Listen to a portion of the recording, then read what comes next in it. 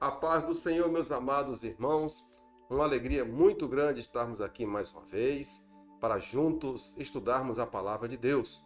Estamos chegando ao final de mais uma revista, de um trimestre, que tem sido um trimestre de muito aprendizado da palavra de Deus.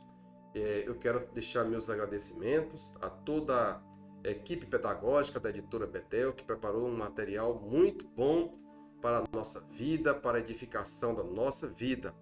E também ao pastor Antônio Paulo Antunes, um servo de Deus, que estudou, preparou, ornamentou esta revista com base no seu livro que traz o mesmo nome, Profetas Menores. Então, pastor Antônio Paulo, muito obrigado a todos os irmãos que contribuíram para a confecção desse material.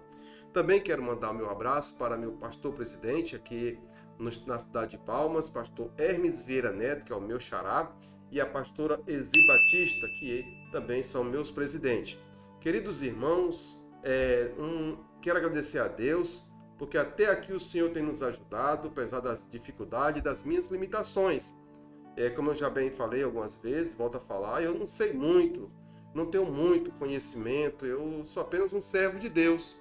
Alguém que, incomodado, quer falar do amor de Deus e anunciar a todos quantos possam ouvir que Jesus Cristo é o caminho, a verdade e a vida, e que há esperança em Jesus Cristo. Então, não sou nenhum teólogo, não sou nenhum grande estudioso da palavra, e nem conferencista, nem nada. Eu sou apenas um servo de Deus. Alguém que está bem aqui no norte do Brasil, na cidade de Palmas, capital do estado, e moro aqui há muito tempo e sou um empolgado, um entusiasta da palavra de Deus. E eu agradeço a Deus e a todas as pessoas que estão nos seguindo, que por sinal não são tantos assim, mas todos quantos estão inscritos no nosso canal.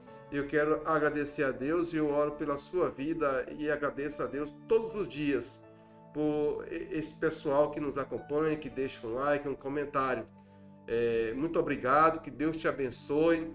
Eu fico muito agradecido a Deus em poder contribuir com você em alguma coisa para a edificação da sua vida ou quem sabe até na preparação da sua aula. Mas, sem mais delongas, vamos à revista, né? Vamos ao estudo.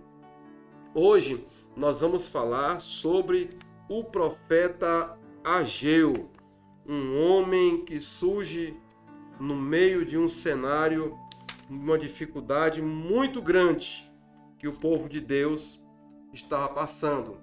É muito importante você ser um canal de bênção na vida de uma pessoa quando ele está passando uma dificuldade muito grande.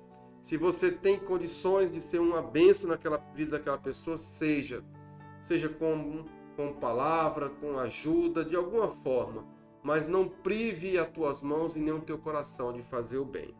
Amém? Então vamos lá. Vamos para o título da lição. Ageu, um homem chamado para despertar da inércia.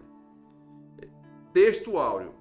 Assim diz o Senhor dos Exércitos: aplicai os vossos corações aos vossos caminhos. Ageu 1:7. Verdade aplicada. O discípulo de Cristo precisa estar sempre revendo suas prioridades, se estão de acordo com a palavra de Deus. Tá?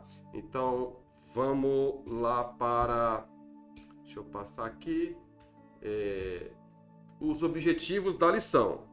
Apresentar o cenário do profeta Ageu, destacar a necessidade de arrependimento e extrair lições do livro de Ageu para nossos dias. Você bem sabe que eu sou um defensor dos objetivos da lição. Ainda que a lição tenha muitos elementos que você pode extrair e aplicar, você tem que se concentrar naquilo que o escritor propôs para a lição. Senão você vai para um lado, a escritura vai para o outro e o povo que está te ouvindo vai para outro canto. Então você tem que convergir os três tópicos, o objetivo com aquilo que foi proposto para que tenha uma eficácia na aplicação da palavra. Como é que se faz isso? Seguindo o que ele colocou aqui. Tópico 1, tópico 2 e o 3. Não precisa fazer mais nada. Se tiver algum material que você queira colocar adicional, você tem que colocar um material que seja adicional, mas que acrescenta, mas que não tira você do foco do objetivo da lição. Tá ok? Vamos lá então para nosso texto de referência. No ano segundo do rei Dário, no 6º mês, no 1º dia do mês, veio a palavra do Senhor pelo ministério do profeta Ageu a Zorobabel, filho de Saltiel, príncipe de Judá, e a Josué, filho de Josadaque, sumo sacerdote, dizendo: assim fala o Senhor dos Exércitos, dizendo: este povo diz, não... 2. Assim fala o Senhor dos Exércitos, dizendo: este povo diz, não veio ainda o tempo em que a casa do Senhor deve ser edificada. Veio, pois, a palavra do Senhor pelo ministério do profeta Ageu, dizendo: é para vós tempo de habitardes nas vossas casas estucadas, e esta casa há de ser ou há de ficar deserta? Esta é a pergunta que veio da parte do Senhor para o povo. Então veja só. Vamos aqui para o cenário do profeta Ageu. O nome Ageu significa festivo, ou minha festa de gratidão. Ageu foi a primeira voz profética a ser ouvida depois do exílio babilônico. Ele foi contemporâneo de Zacarias e também de um famoso pensador chinês chamado Confúcio, que mudou o modo de pensar no Extremo Oriente. Na mesma época em que Ageu e Zacarias motivaram o povo judeu a reconstruir o templo. Então vamos lá. O povo judeu agora está voltando do cativeiro babilônico após 70 anos. Nabucodonosor já não está mais no poder, Babilônia se foi. Você lembra daquele sonho que Daniel revelou ao rei, de como se daria a cabeça de ouro e como se daria os braços, os peitos de prata e o ventre de bronze, ia descendo para as pernas até chegar nos pés de barro. Pois bem, a cabeça agora de ouro já tinha passado. Agora quem está no comando da geopolítica mundial é os persas, os medos persas. Os persas agora estão sob o comando de Ciro. Ciro é o governador do mundo, também chamado Rei dos Reis, naquela época. Agora veja bem, o povo recebeu um edito do rei Ciro para voltar à casa de Deus, ou seja, a Jerusalém, e edificar a casa de Deus. Neste cenário, vamos ver o que diz aqui. Neste cenário, no 1.1, diz o seguinte: nada se sabe sobre o profeta Ageu ou seus antecedentes. Provavelmente ele nasceu na Babilônia e foi um dos que retornou do cativeiro junto com Zorobabel e Josué. Veja bem que na leitura que nós fazemos, ela não fica muito clara a respeito de quem é quem neste cenário. Mas quando você pega uma Bíblia que nem a King James, ela já te dá uma leitura que deixa bem entendido o papel de cada um e quem é quem. Veja só o que diz a Bíblia King James.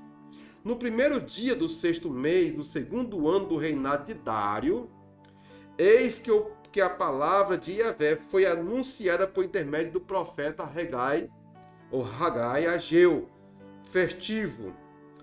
ao governador de Judá. Quem era o governador de Judá? Zorobabel, ben Shaltiel. Zorobabel, filho de Saltiel. E ao grande sacerdote Josué, filho de Josadaque, nos seguintes termos: assim diz o Senhor, assim diz Yahvé, o Senhor dos exércitos. Este povo murmura, não chegou ainda o momento certo, o tempo para reconstruir a casa de Yahvé? Por este motivo, a palavra do Senhor foi uma vez mais comunicada por meio do seu profeta Ageu, dizendo. Então, veja bem, quando agora eles voltou para Jerusalém, para reconstruir o templo, havia se passado aproximadamente entre 2 a 5 anos. Alguns estudiosos dizem que até 15 anos. Não se sabe as datas, elas não são muito corretas. Mas veja bem, passou-se um tempo e a casa de Deus estava ainda por ser reedificada. E quando eles voltam da Babilônia para Jerusalém, eles voltam com um propósito e um decreto real para que eles voltassem a Jerusalém para edificar a casa de Deus. Veja bem, como diz aqui Esdras, capítulo de número 1, capítulo 1. No primeiro ano do reinado de Coresh ou Ciro, rei da Pérsia, para que se cumprisse a palavra de Yahvé, o Senhor, anunciada por Jeremias, moveu o coração de Ciro, rei da Pérsia, para que fizesse uma proclamação, por escrito e de viva voz em todo o território do seu domínio, dizendo: assim fala Ciro, rei da Pérsia. Yahvé, o Deus do universo, entregou em minhas mãos todos os reinos da terra, e ele me encarregou de construir para sua pessoa uma casa em Jerusalém, nas terras de Judá. Esse é o decreto real de Ciro, que liberta os hebreus, os judeus da Babilônia e manda de volta para Jerusalém. E eles vão voltando em remessas. Assim como foram em remessas por Nabucodonosor, que nós já estudamos isso, que Nabucodonosor deu 3 investidas em Jerusalém. Na terceira, ele pegou tudo, os príncipes que estavam em Jerusalém, e provavelmente nessa terceira investida foi Daniel, foi Jeremias e foi outros príncipes para a Babilônia. Assim também eles voltaram de 3 em 3 grupos, aos poucos, para Jerusalém. Mas esse primeiro grupo voltou sob o comando de Zorobabel, e o sumo sacerdote era Josué, ou Joshua, ou Josué. Então, nesse inteirinho, eles estão voltando. Vamos dizer aqui que já se passaram 15 anos e a casa do Senhor estava do mesmo jeito, desmoronada. O povo estava cuidando propriamente do que é seu. Quando o profeta Ageu se levanta para proclamar a verdade, tirar o povo da inércia, tirar o povo do comodismo, ele reclama, Deus reclama através do profeta. Por quê? O profeta, ele não tem a palavra é de Deus. O profeta é só o mensageiro da palavra. E o profeta fala ao povo dizendo assim, fazendo a seguinte pergunta. Porventura é tempo de habitar em casas com luxuosos acabamentos, enquanto minha casa continua em ruínas? Aqui na leitura que nós fizemos, na revista corrigida, fala casas estucadas. O que são casas estucadas? Casas estucadas era uma casa rebocada com um material semelhante ao mármore, aonde se dava o detalhe da casa, aonde se dava o detalhe externo da casa. O reboco da casa fica mais bonito. era semelhante aos rebocos das casas da Babilônia. Então, o povo estava cuidando de suas casas luxuosas, como fala aqui a Bíblia King James. Ele chama de casas com acabamentos luxuosos, enquanto minha casa continua em ruínas. O profeta Ageu é levantado nesse momento para proclamar esta verdade e fazer uma pergunta ao povo. E também a Zorobabel e a Josué, o sumo sacerdote. Vamos ver o que diz aqui no 1.1, a mensagem do profeta. O profeta Ageu, a profecia de Ageu é uma exortação a começar sem demora a reconstrução do templo, pois não poderia continuar em ruínas. Está no 1 e 8. Portanto, subi sem demora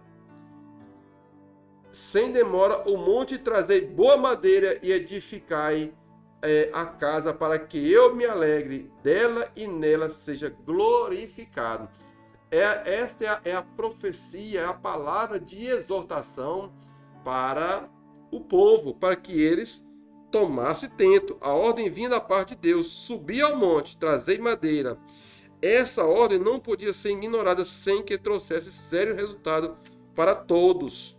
A seca, a perda da colheita e a pobreza, que seriam os indicativos da ira de Deus. Está em Ageu 1 e 9. Ou seja, havia dentro da palavra também as consequências para não fazer a obra do Senhor, não reedificar a casa do Senhor. Mas veja bem que a palavra do profeta, ela vai de encontro ao governador e a Josué. Aqui na Bíblia, então diz o seguinte, no capítulo, versículo 12. Então Zorobabel, filho de Salatiel ou Saltiel, e o sumo sacerdote Josué, filho de Josadaque, com todo o restante do povo, decidiram obedecer à voz de Deus e atender à palavra do profeta, a quem o Eterno, seu Deus, havia mandado. E todo o povo temeu grandemente o Senhor. Ora, queridos irmãos, não existe esse negócio de falar que Deus falou, obedeceu a palavra de Deus sem temor. O temor é um princípio de que a pessoa ouviu a palavra de Deus. E o temor é a evidência de que a pessoa vai fazer, obedecer a palavra de Deus. No versículo de número 13, ele diz o seguinte: em seguida, Ageu, o mensageiro de Deus, transmitiu a palavra do Senhor para o povo, e eis que estou convosco. Sendo assim, o Senhor proporcionou forte ânimo ao governador de Judá. Ou seja, Deus fortaleceu a liderança. Quando a liderança está fortalecida na visão de Deus, na obediência da palavra de Deus, não importa os obstáculos que se levantem, não importa a dificuldade que se levante, não importa quão grande o projeto a ser realizado. Se a liderança está fortalecida em Deus, olha só como é importante esta palavra. Aqui Deus uniu o poder político e o poder religioso. Ambos se uniram em um projeto. O poder político, o governador. O poder religioso, o sumo sacerdote. Ambos receberam ânimo da parte de Deus pela boca do profeta, dizendo que eu me lembrei da aliança que eu fiz com Moisés. Eis que estou convosco. Eis que estou contigo, ó governador Zorobabel. Eu estou contigo, sumo sacerdote. Eu estou com o povo, eu estou com vocês. Então, o ânimo deles se redobrou e eles se levantaram para liderar o povo, o poder político e o poder religioso.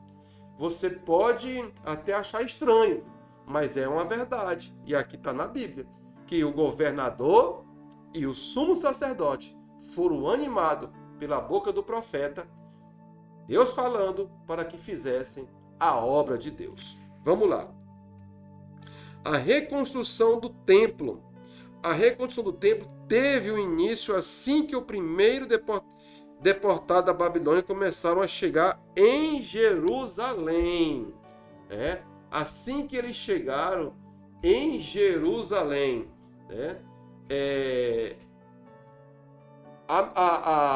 a mensagem do profeta é uma exortação a começar sem demora a reconstrução do templo.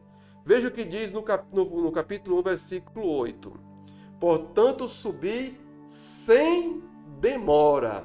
A convocação à reconstrução do templo se dá assim que os primeiros deportados chegam da Babilônia para Jerusalém. Foram, como eu falei agora há pouco, chegaram em levas, em grupos. E o primeiro grupo que veio foi esse, com essa missão real, um decreto real para reconstruir a casa do Senhor. Depois de preparados os alicerces no templo em 536, a forte oposição à obra retardou em muito a sua edificação e veio acontecer 16 anos. Ou seja, em 2 anos eles levantaram os alicerces. E os samaritanos, quem são os samaritanos?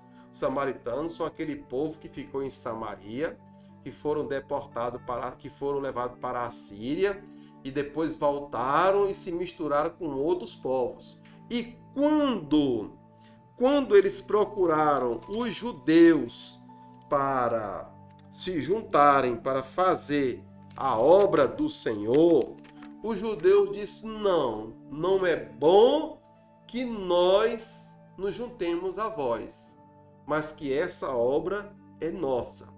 Nós temos que fazer esta obra. A oposição deles está lá no livro de Esdras, Esdras aqui para nós, Esdras aí para vocês. Então, Esdras, tanto faz. Entendeu, né? O livro de Esdras traz esse momento em que chega o embargo real para que parassem a obra, né? Entretanto, no primeiro ano do rei da Babilônia, o rei Ciro baixou um decreto ordenando a reconstrução. Ciro deu um decreto. Os samaritanos entram em choque com os judeus, os que viviam em Samaria, e os samaritanos agora fazem uma intriga para que parem a obra. A obra ficou 16 anos parada, sem ninguém tocar. Enquanto isso, todos cuidavam das suas próprias vidas, né? Ninguém estava preocupado com alguma coisa. No capítulo 7 de Esdras, você vai ver a oposição e o decreto real para que parassem a obra. Essa obra, ela fica parada 16 anos. Essa obra fica parada. Um momento crucial para o povo de Deus. Um momento em que eles não deviam ter parado e nem dado ouvido às intrigas. Tem obras que é você que tem que fazer. Tem obra que é essa igreja que tem que realizar. E nós não podemos parar em meio às oposições. Nós temos que seguir adiante. Então, veja só. Virando aqui a minha página na revista, que é para a gente se afeiçoar à revista. Na revista aqui, ele fala o seguinte, no 1.1 e no 1.2 e 1.3 e no 1.1. O povo precisava sair da inércia, o povo precisava ser animado e o povo precisava ser convocado. O povo sai da inércia através de uma palavra de ânimo. Tenha você sempre uma palavra de ânimo para a igreja. Deixa que a exortação venha como pastor da igreja. tenha você, obreiro ou obreira, uma palavra de ânimo para o povo. E deixa a exortação para o pastor. O governador e o sacerdote, o sumo sacerdote, que era descendente de Arão, e o outro descendente do rei Josias. Os descendentes de Arão eram aproximadamente 20% da população daquela época que tinha vindo para Jerusalém. Esse povo estava parado, mas esse povo ouviu a palavra de Deus e esse povo se animou com essa palavra. Eles se animaram com essa palavra. Em 2 anos, eles limpam os escombros e começam a reconstrução. A reconstrução dos alicerces do templo da casa de Deus. Aí, no 1.3, vem a convocação. A convocação se deu depois de um período parado para que eles se animassem, para que eles se levantassem, para que eles parassem de edificar suas casas e começassem a trabalhar. Porque vale lembrar aqui que havia um contraste muito grande entre os pobres e os ricos. A injustiça social ainda imperava. Quem era rico, quem era pobre. Quem conseguiu juntar alguma coisa na Babilônia e trouxe, tinha. Quem não era, era pobre mesmo e tinha uma miséria muito grande. No livro de Esdras, você vai ver que o rei diz de onde vai sair os fundos para a reconstrução do templo. É interessante você estudar o livro de Esdras, principalmente o capítulo 1 até o capítulo 9, para que você tenha um embasamento. Eu não vou passar aqui, porque senão nossa aula vai ficar com mais de 1h30 e fica muito pesado. Então, leia do capítulo 1 até o capítulo 9, para você entender como veio os fundos. Por quê? A maioria da população ainda era muito pobre. E os ricos cuidavam do que era seu. E cada um se virava lembrando somente de si. Então vem a convocação. Nesse intervalo de tempo, um novo rei, Dário, subiu ao trono da Pérsia e tinha boa vontade para com os judeus. Veja bem, Deus agindo e movendo o coração dos reinos. Para quê? Para que se cumprisse a sua palavra, de que o cativeiro não passaria de 70 anos. Tá? Sob a pregação de Ageu e Zacarias, porque são contemporâneos. Ageu profetizou 55 anos. E no mesmo período, já no final de Ageu, também aparece Zacarias para profetizar e animar o povo a fazer o templo, a reconstruir o templo e posteriormente a cidade. Ok? Então vamos lá. Aqui no 2, a necessidade de arrependimento. Ageu pontuou em sua mensagem que o povo deveria construir a casa de Deus e, embora ele estivesse desanimado, o Senhor os encorajou através do profeta, dizendo que se agradaria do templo e nele seria glorificado. Vamos ver o que diz o 2:9. O 2:9. Por quê? Você já observou que o livro de Ageu é um capítulo, 2 capítulos. E a mensagem está entregue. 2:9. Portanto, o esplendor deste novo templo será ainda maior do que a glória do antigo, declara o Senhor dos Exércitos. Nesse lugar firmarei o meu shalom. A paz garante Yahvé, garante o Senhor. Então veja bem, Deus anima o povo se arrepende do que estavam vivendo, da forma como estavam vivendo, da forma como estavam tratando a obra de Deus, e o povo agora vai trabalhar para o Senhor. Ageu pontuou sua mensagem em que o povo deveria construir a casa de Deus. O povo obedece à ordem de Deus. O recomeço da obra foi por volta de 3 semanas após a ordem de Deus. Olha que avivamento aconteceu, né? Em 3 semanas, todo o povo estava com um só coração. Quando a igreja se reúne em volta de um projeto e todos estão em concordância, o poder da concordância derruba qualquer dificuldade. Se por um lado tinham os samaritanos prejudicando a obra de Deus e fazendo intriga, enviando cartas ao rei para que paralisassem a obra, dizendo que os judeus eram um povo difícil, eram um povo rebelde e tudo mais, mas quando o povo se reúne, as dificuldades, sejam físicas ou espirituais, elas caem por terra. Por quê? Porque há poder na concordância da obra de Deus.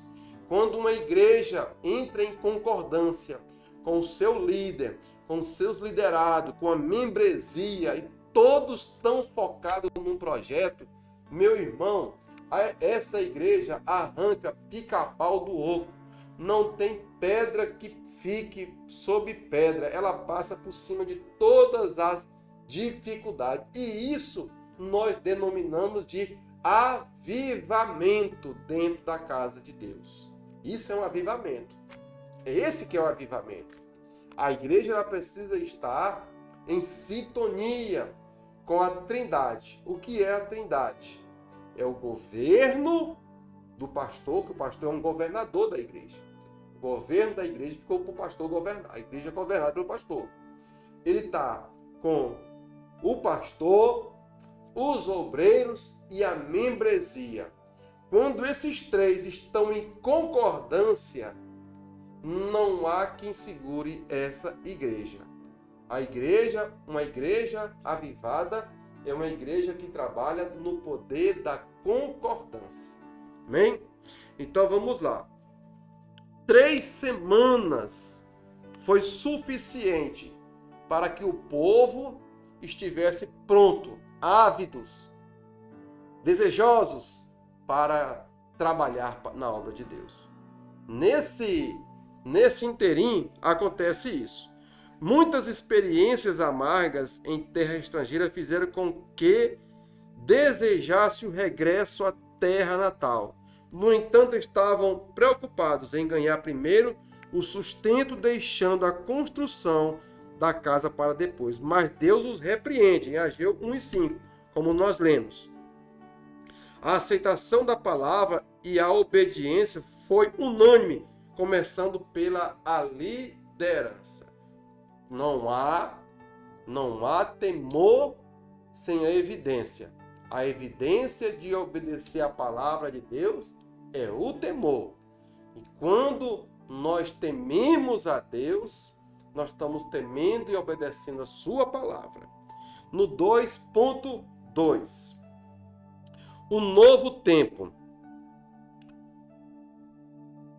Depois que o povo foi exortado a considerar seus caminhos e a construir o templo de Deus, o Senhor o assegurou que se agradaria dele e nele seria glorificado, né? Então, veja bem, no 2:9, essa passagem é muito conhecida, que a glória da segunda casa será maior do que a primeira. Vamos ver o que diz aqui Esdras 3:12. Esdras.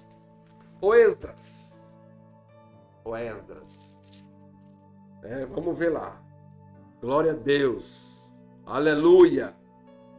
Estou muito animado, irmãos. Daqui a pouco eu vou pregar no culto de oração. Contudo, muitos dos sacerdotes, levitas e chefes das famílias já idosos que haviam estado no templo antigo choraram em alta voz quando viram o lançamento dos alicerces desse templo. Muitos, porém, gritavam de alegria. Assim não era possível distinguir entre o som do brado de júbilo e o lamento dos mais velhos, porquanto o povo fazia enorme barulho, e o som de todas as vozes se ouvia de muito longe. Aleluia! Oh, glória! Oh, mas é bom, né? Irmãos, quando o povo viu os alicerces sendo levantados, os que tinham visto a glória do primeiro templo e os jovens que tinham vindo da Babilônia olhavam para aquilo, olha que mistura que simbiose, né? Que mistura maravilhosa da glória de Deus na vida daquelas pessoas, né?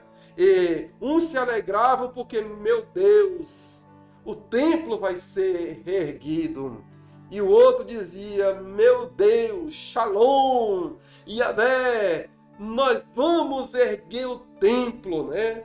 A alegria, a Bíblia diz que o som de todas as vozes se ouviam a mais de 6 quilômetros de distância. Oh, irmãos, que avivamento é esse? Nós estamos precisando obedecer a palavra de Deus.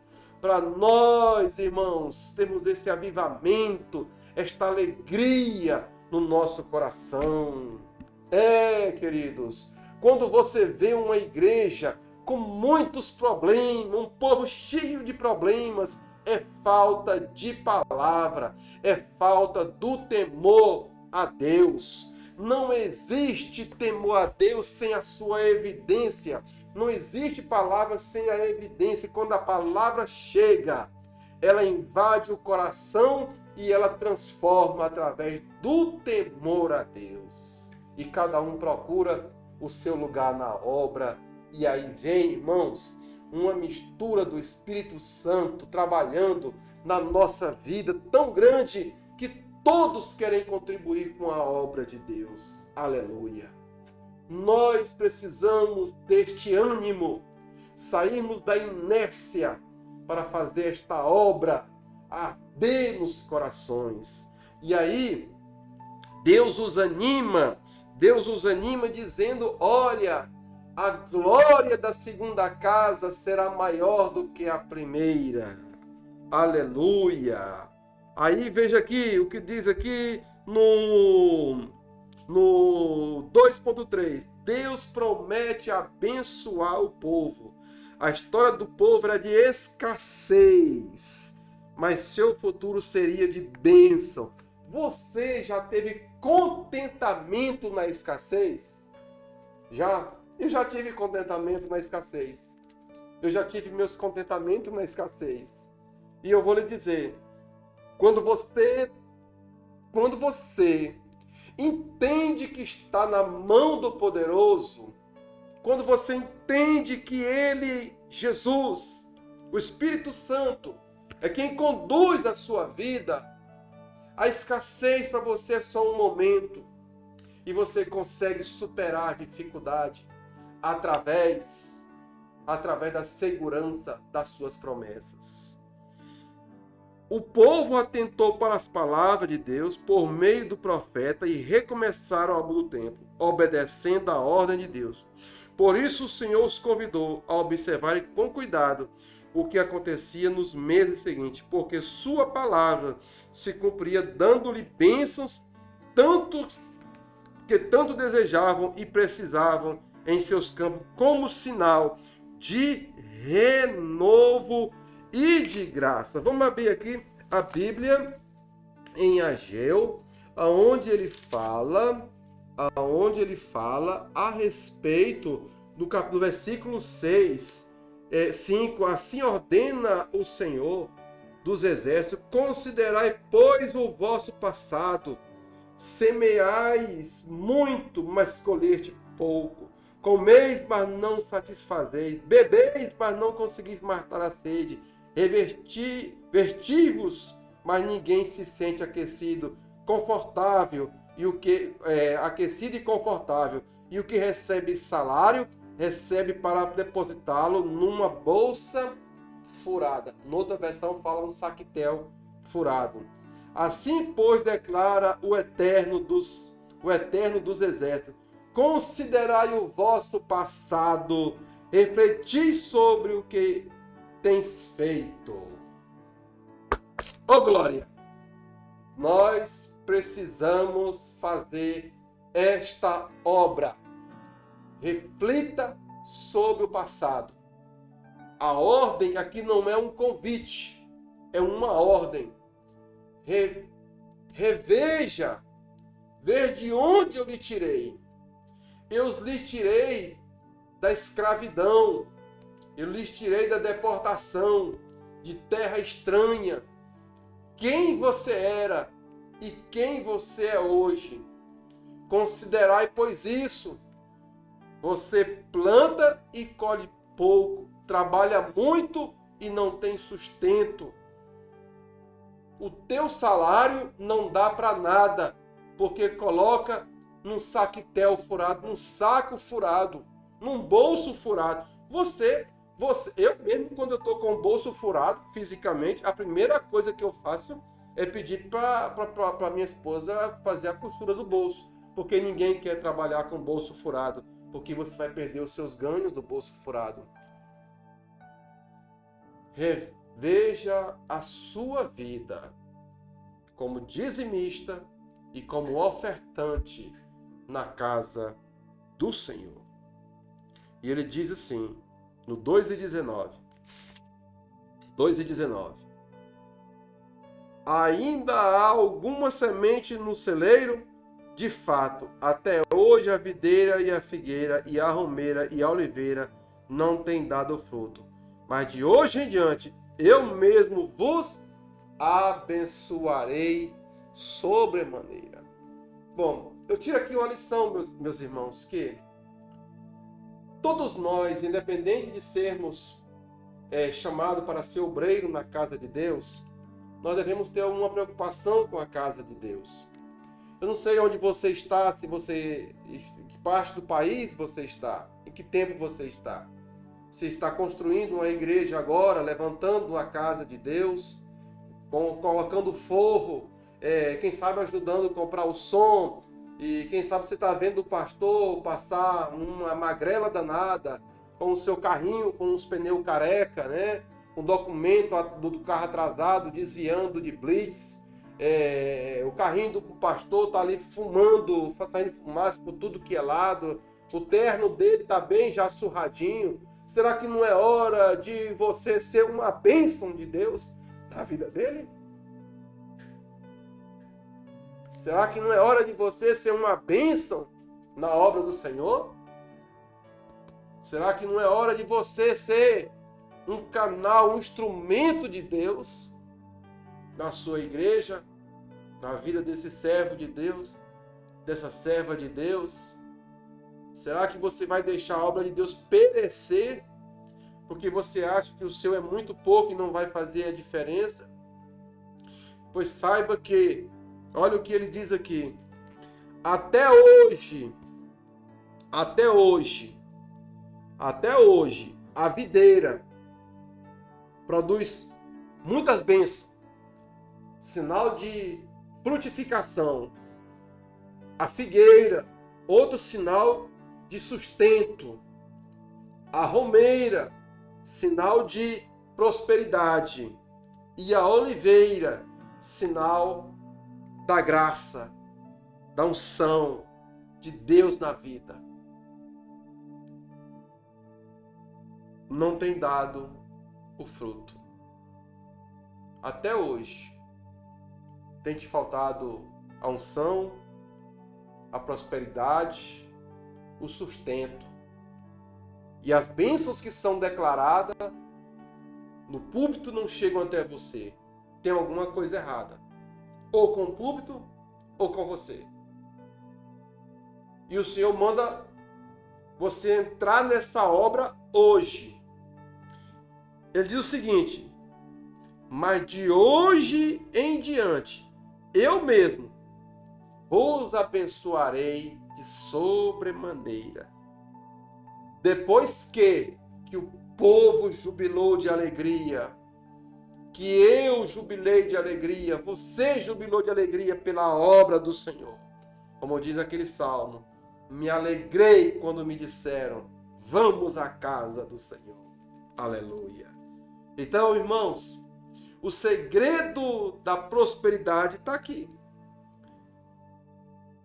Seja frutífero, entrando e financiando a obra de Deus com pouco que você tem.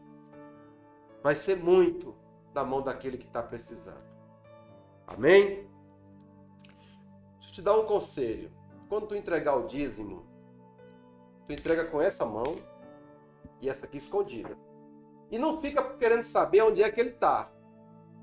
Deixa que quem recebeu vai dar o destino a ele. E se ele usar de maneira errada, lá no juízo final, ou até mesmo antes, ele vai pagar pelos seus erros. Amém? Vamos lá. Tópico 3. Tópico 3. Passando aqui. Ageu para hoje. Ageu, já estamos aqui com... Meu Deus do céu, 45 minutos já se passaram. Vamos lá. Ageu para hoje. Ageu encontrou um povo desanimado para a reconstrução de uma obra que já havia começado a ser feita alguns anos após a volta do exílio. Mas o povo se intimidou com a oposição, principalmente dos samaritanos. Tem algum samaritano aí na tua vida te incomodando? Repreende esse mal em nome de Jesus. Prioridades erradas. O cenário de abandono da casa do Senhor, enquanto os mais ricos construíam suas casas. Um claro descaso das prioridades erradas. Qual tem sido a sua prioridade? 3.2. A importância do encorajamento mútuo. 3.3. Promessas valiosas de Deus. Veja bem, irmãos, há promessas de Deus na nossa vida que elas são condicionais. Mas quando nós estamos dentro da vontade de Deus, o que é estar dentro da vontade de Deus? É obedecendo sua palavra. A sua palavra é a sua vontade. E quando nós estamos obedecendo a sua palavra, nós entendemos a sua palavra, recebemos sua palavra e temos temor a Deus. Então, a prioridade sua deve ser, primeiramente, Deus. Depois as demais coisas são acrescentadas. Segundo, nós como igreja precisamos ser encorajados e encorajar outros irmãos e também consolar, como o apóstolo Paulo fala aos Tessalonicenses. Consolai os vossos irmãos com essas palavras. Ele fala acerca do arrebatamento. Então, nós devemos consolar, encorajar. E depois, as promessas valiosas. Deus fez uma promessa a Zorobabel dizendo que faria como um anel de selar. O anel de selo continha o nome do rei e era isso que validava os documentos daquela época. O anel de selar, portanto, representava autoridade. Zorobabel, governador de Judá e descendente de Davi, seria o anel de selar de Deus, seu representante oficial na terra. Para Zorobabel, Zorobabel, homem, era uma promessa de que compensa Zorobabel você entrar na obra. Entra na obra, leva o povo. Zorobabel como igreja, compensa a igreja, compensa irmãos, nós entrarmos na obra do Senhor para fazer a sua obra. Por quê? Ele diz que a obra da segunda casa será maior do que a primeira. E nós já temos a segunda casa. A segunda casa que ele está falando aqui é uma tipologia. Ele não está falando necessariamente aqui do templo em si, mas da pessoa de Jesus Cristo. Por quê? O primeiro templo é lá, é Adão. Adão é o primeiro templo, perfeito, glorioso, feito com força e poder do grande rei Salomão. Adão é a tipologia do primeiro templo. E Jesus Cristo é a tipologia do segundo templo. Jesus Cristo é a glória da segunda casa. Ele é a segunda casa. Ele veio para que eu e você o recebêssemos. A glória estava entre nós, esteve entre nós, e agora esse templo foi repartido. E o Espírito Santo nos colocou dentro desse templo. Por quê? A palavra diz, Jesus falou o seguinte, que o maior serviria o menor. Ele é o maior que está servindo o menor. E na lógica de Deus, é o maior que cabe dentro do menor. Nesse templo aqui, tem Jesus Cristo, que é o segundo templo maior, dentro de mim. Ele está dentro de você. Então, ele está falando aqui é de Jesus, da glória de Jesus. Tanto que Jesus entrou no segundo templo, lá em Jerusalém, e a glória dele, o zelo dele, diz que o consumia. Os irmãos bem lembram da passagem que ele pegou um azorrague, um chicote, bateu nos cambistas que estavam comercializando na porta do templo e dentro do templo. Então, a glória da segunda casa que ele está falando é nossa, nosso Jesus. Esse Jesus é o segundo templo. O templo humilde, não tinha a mesma pompa do templo de Salomão, não tinha a mesma pompa de Adão, porque Adão foi um ser criado por Deus, mas ele, como diz o profeta Isaías, ele era simples e quem olhava para ele o rejeitava. Ora, se você comparar o templo de Salomão com o segundo templo, ele parecia, na verdade, uma cabanazinha, uma capela, em relação a uma catedral. Uma igrejinha sem muita coisa, muito simples, mas ele estava fazendo referência à pessoa de Jesus. É a pessoa de Jesus. Você lembra que quando Jesus chegou diante do templo, e ele falou que derrubava aquele templo e reconstruía em 3 dias? Ele está falando daquele templo ali em relação a ele. Que ele é aquele templo. Aquele templo é ele e ele é o templo. E que eu não deveria olhar a servir a Deus mais no templo, mas fora do templo. A obra de Deus se faz dentro do templo e fora do templo. Quem faz dentro do templo é os adoradores que vão adorar a Deus, o sacerdote na figura do pastor, mas nós temos que fazer essa obra fora do templo. Visitar os doentes, visitar os necessitados, levar uma palavra de ânimo, pregar a sua palavra, anunciar as boas novas, fora do templo. Fora do templo é onde eu faço a obra de Deus também. Fora do templo é onde eu levo a palavra de Deus. E dentro do templo é onde eu trago os perdidos para a casa de Deus. Entendeu? Quando ele fala no 2:9 de Ageu, sobre a glória do primeiro e do segundo, e que do segundo é maior, ele está falando do primeiro Adão e do segundo Adão. Mais humilde, simples, rejeitado, homem de dores, carpinteiro, filho de um carpinteiro e de uma mulher, vindo da Galileia. Então, ele era humilde em tudo, simples em tudo. Então, mas a glória dele era maior do que a da primeiro. A glória do primeiro era maior do que a glória do primeiro Adão. O segundo Adão é mais glorioso do que o primeiro Adão. Pelo primeiro Adão entrou o pecado no mundo. Pelo primeiro templo entrou o pecado no mundo. Como entrou? Vocês lembram que Nabucodonosor fez 3 investidas em Jerusalém. Nabucodonosor foi roubando as coisas do templo de Jerusalém, do templo de Salomão, aos poucos. Aí o ladrão vem para roubar, matar e destruir. Ou ele faz tudo de uma vez, ou ele faz primeiro, segundo e terceiro. Vai agindo na vida da pessoa por etapas. No caso do povo hebreu, ele foi agindo por etapa, tirando aos poucos. Quem sabe você já viu alguém assim, sendo roubado aos poucos, e aos poucos também se infiltrando no pecado. Nabucodonosor representa ali Satã, o diabo que veio levar cativo aqueles que não obedecem à palavra de Deus. Nabucodonosor representa ali o Senhor cruel, o rei do pecado, o pai da mentira, que levou cativo e aprisionou. Mas o templo foi destruído e foi arruinado. O pecado arruinou aquele templo. O templo foi destruído.